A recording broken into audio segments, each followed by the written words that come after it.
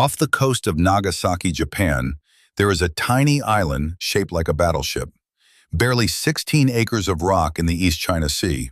And in 1959, this speck of concrete was the single most crowded place on the face of the earth.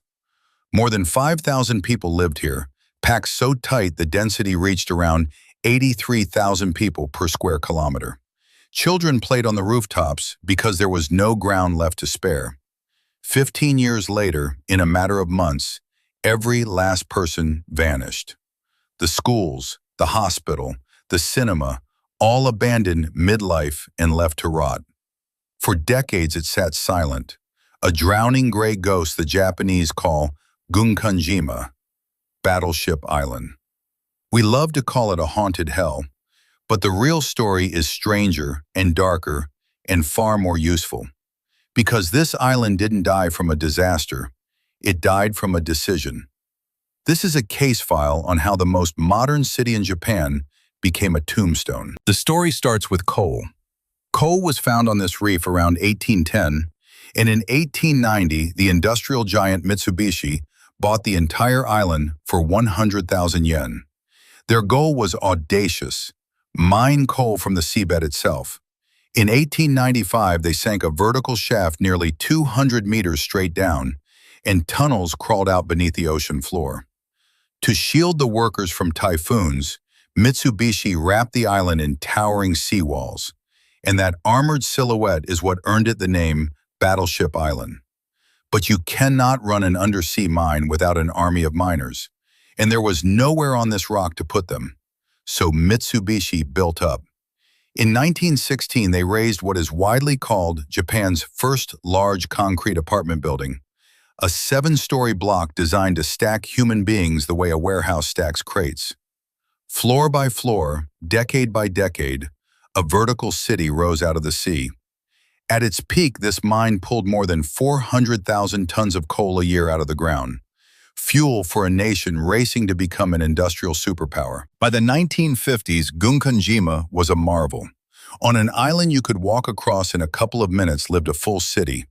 Elementary and middle schools, a hospital, shops, a pachinko parlor, even a 400-seat cinema, and a rooftop garden of imported mainland soil, because the island had no soil of its own.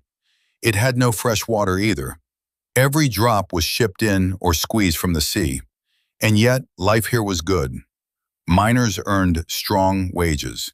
Nearly every apartment had a television set at a time when only about 8 in 100 Japanese homes did. Families crowded into rooms barely 10 square meters, neighbors stacked on top of neighbors. And out of that closeness came a tight, thriving community. For a moment, this was the future. The densest, most electrified, most modern little city in all of Japan. But that shine hid a second face, one the postcards never show. Because before it was a comfortable company town, Gunkanjima was a wartime labor site. During the 1940s, as Japan fought the Second World War, the mine ran on conscripted labor, including Korean and Chinese workers brought here under Japan's wartime mobilization. Survivors later testified to brutal conditions, meager food, dangerous shifts deep under the sea, and beatings. Records suggest roughly 800 Koreans were sent to the island, and somewhere around 120 to 140 are believed to have died here, though the exact number is disputed to this day. And here is where honesty matters. Some accounts inflate the toll into the thousands, but those figures appear to lump together many separate Mitsubishi sites, not this island alone. The truth is that Gunkanjima held two realities at once: a genuinely prosperous middle-class town in the 1950s and a forced labor site a decade earlier. Anyone who tells you it was only one of those is selling you a cartoon. So what actually killed it? Not the coal running out. There was still coal down there when the lights went off. The flaw was baked into the island from the very beginning. Gunkanjima was a one-resource, one-employer town. Everyone who lived here worked for Mitsubishi, and Mitsubishi was here for exactly one thing: coal. As long as Japan burned coal, the island was untouchable. But through the 1950s and 60s, the country began a massive switch from domestic coal to cheap imported oil. Oil was cheaper, cleaner to handle, and easier to ship. One by one, coal mines across Japan started shutting their gates. An expensive undersea mine with thousands of mouths to feed simply could not compete with a barrel of foreign oil. The island's entire reason to exist was quietly evaporating, and there was no backup plan. When your whole world runs on one thing, you are only ever one decision away from the end. The end came fast. On January 15, 1974, Mitsubishi gathered the residents in the island gymnasium and announced the mine would close. And then the countdown began. Families packed what they could carry. Everything else they left exactly where it stood. Desks in the classrooms, equipment in the hospital, seats bolted into the empty cinema. Over just a few weeks, the most crowded place on Earth drained away. On April 20, 1974, the last residents stepped onto boats bound for Nagasaki, 15 kilometers away. And that was it. In roughly 3 months, a city that took 80 years to build went from thousands of people to zero. No war, no earthquake, no plague. Just a memo, a ceremony, and a line of boats. The island didn't fall. It was switched off. Then came the silence. For 35 years, no one lived on Gunkanjima. Salt air ate the steel.